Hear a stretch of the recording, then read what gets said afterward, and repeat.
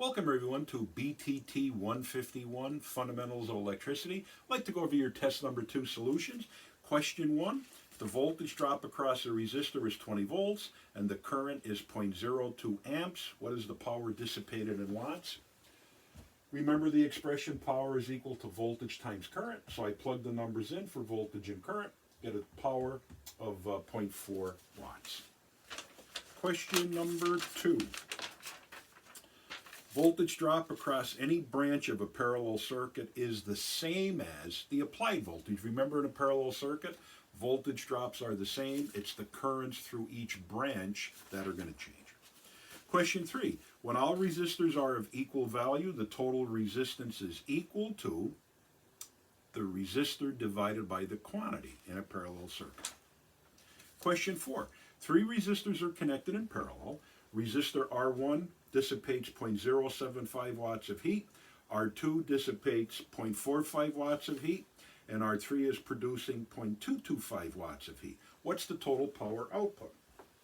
Remember, power supplied is equal to power dissipated, so the total power, P sub T, is going to equal the sum of the powers dissipated at resistors 1, 2, and 3, so I simply plug those powers in for P1, P2, and P3, and I'm going to get an overall power of 0.75 watts. Question 5. This time we have a series circuit, 3 resistors in series, and they're asking us to solve for voltage drop across R3. So I have a 12-volt battery. I have R1 is 27 k ohms, R2 is 33 k ohms, R3 is 15 k ohms. First step is we have to solve for the total current in the circuit. I is equal to the voltage divided by the equivalent resistance, so I take 12 divided by 27K plus 33K plus 15K, which is 75K. I get a total current for the circuit of 0.00016 amps. VR3, which is the voltage drop across R3, is equal to the current multiplied by R3. Plug those values in. Voltage drop is 2.4 volts. Question number 6, same circuit. This time they're asking us what are the voltages combined at R1 and R2. So we're going to solve for VR1, same current. Remember, in a series circuit, the current is the same everywhere. So current is 0.00016 multiplied by the value of R1, 27K, gives us a voltage drop VR1 of 4.32 volts. VR2, same current, 0.00016, now multiplied by R2, which is 33K, giving us a voltage drop of 5.28 volts. Add these two values together, 4.32 plus 5.28, we get a combined voltage of 9.6 volts. Question 7. This gives us a schematic diagram, 3 resistors connected in parallel across a 15-volt battery. Voltage drops are the same everywhere. So the voltage drop across R1, the voltage drop across R2, the voltage drop across R3 are all equal to 15 volts. And here's the circuit back again. This time they're asking us for the current through, or I should say the total current. So R1 is 900 ohms, R2 is 1.8 k ohms, R3 is 1,000 ohms. Equivalent resistors for equivalent resistance for 3 resistors in parallel, 1 divided by 1 over R1 plus 1 over R2 plus 1 over R3. Plug these values in. I get an equivalent resistance for this circuit of 375 ohms. Total current, I sub T, is equal to the voltage divided by the equivalent resistance, 15 divided by 375, or 0.04 amps. Question 9, same circuit. Now they're asking us for the current through R1. R1, remember, is the 900 ohm resistor, so the current I1 is going to be equal to VR1 divided by R1. 15 divided by 900 gives us a current value of 0.0167 amps.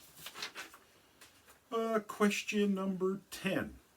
Digital multimeter, DMM, is the most common measuring instrument that is used by technicians. That's true. Question 11. A digital multimeter uses a moving pointer and a printed scale. That's false. Remember, an analog meter movement has the moving needle that intersects with a printed scale, and that's how we interpret the value that we're reading. Question 12. A meter shunt is a precision resistor connected across the meter movement for the purpose of bypassing a specific fraction of the circuit's current. That's true.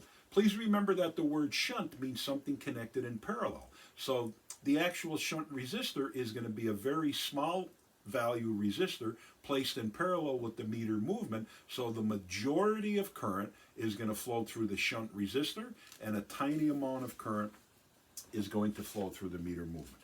Question 13.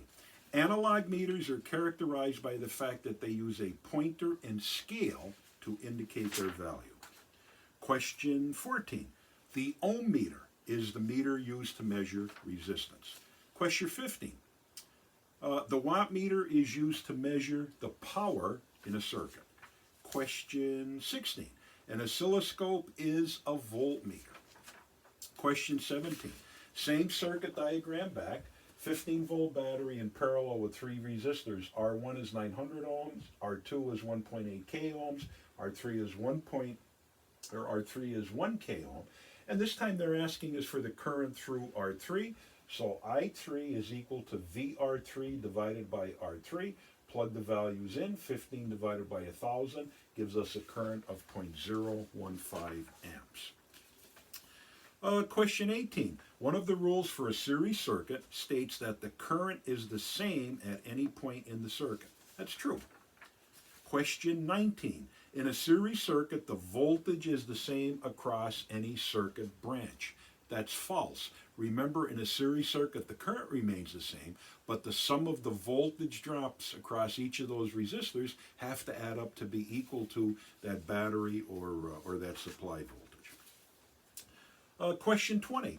When solving combination circuits, do not reduce to a simpler circuit. That's false. We're going to do reductions of the parallel and series circuits to get the original reduced circuit where we can solve for values and then go back and plug those values in.